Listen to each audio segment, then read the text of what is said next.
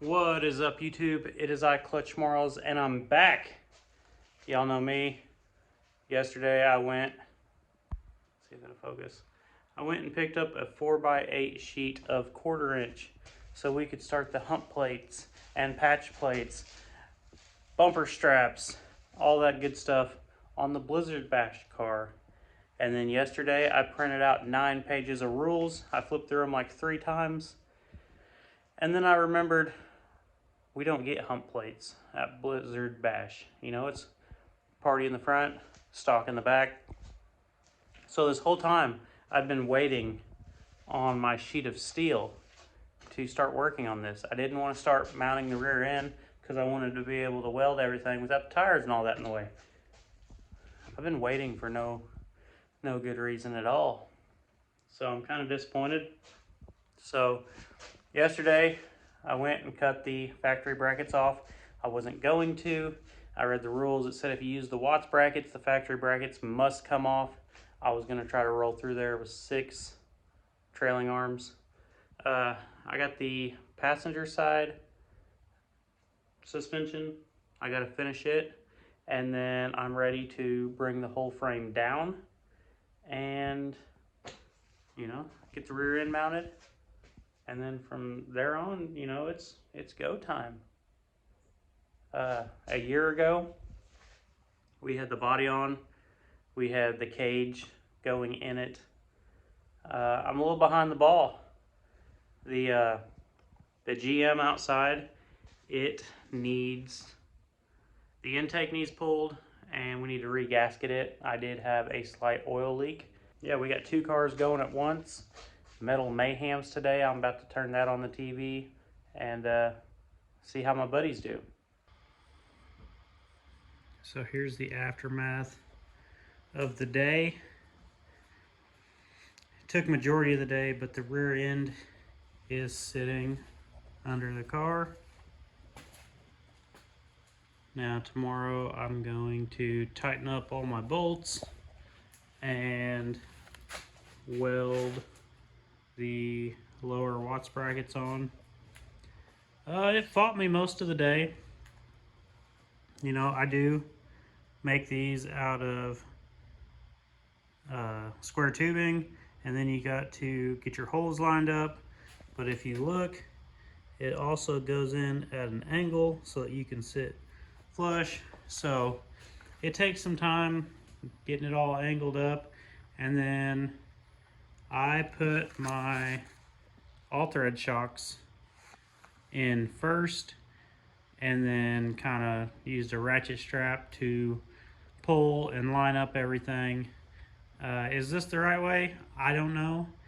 I haven't seen anyone post videos on how to properly install Watts brackets. I know some people will bring this bracket out to here. I don't know. I put mine there. Who knows? Maybe I'm wrong, but we did this last year. It worked. So also last year when Blizzard Bash put me on the lift, they said, "Why'd you do your Watts brackets that way?" I don't know. There's not a good video out there on how to install these. So after I got these installed, I started to compress my bumper shocks for the back.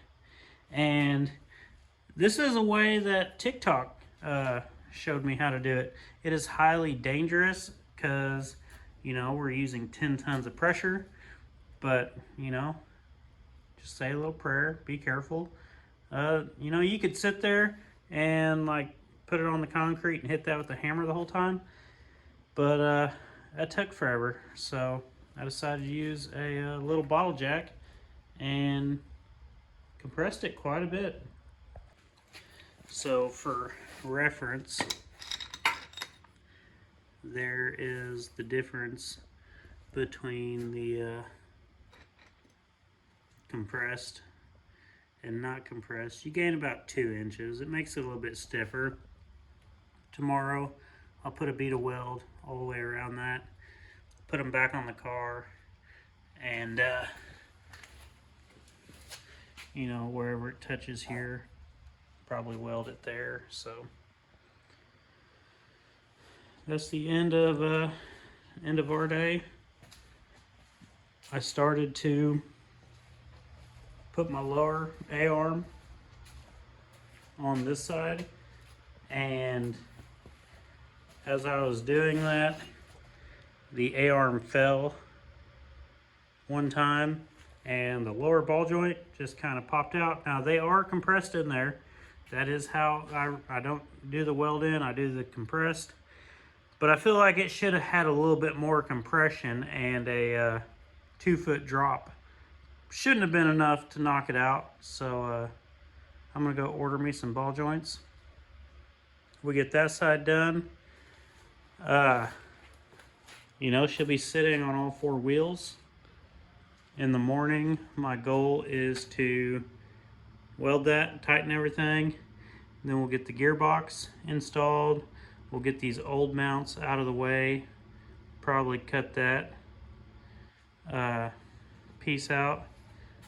And we should be looking good.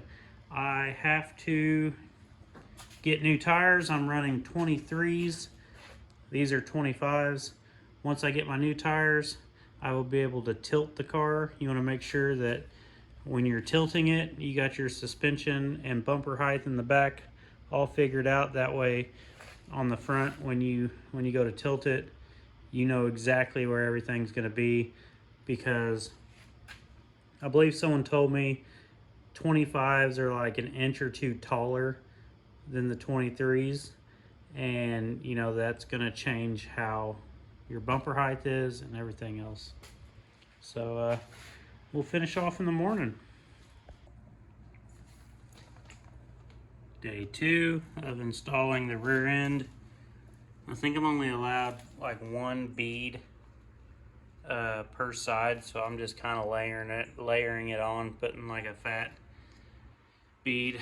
It probably tells me in the rules, but as you guys can see, you know, I cut out some of my package tray here. I've seen some people just notch it and fold it up, but when I don't know what I'm doing, you know, I want plenty of room. We'll go through here today and we'll tighten all these. All that's left is welding the bottom of my tubing. So last night I used a bottle jack and a chain to compress these. I guess I should tell you guys a little bit more how I do this. You can see I drilled a couple holes and let whatever's in it out. I made a TikTok about it. This had some like white powdery stuff shoot out. Some of them are full of liquid. You want to get all that out before you weld on these or torch on these, because that stuff is highly flammable. I've torched one of these thinking that I had compressed it when I had forgot, and it blew up on me. Scared the hell out of me. But yeah, so drill it, use the jack, compressed it, and then put a weld along the bottom. And that is how you compress your bumper shocks. Here we have last year's Blizzard Bash car, and that is my bumper shock. You can see she broke off there, and up there that one broke off. So there was, you know, at least that much sticking out of the frame.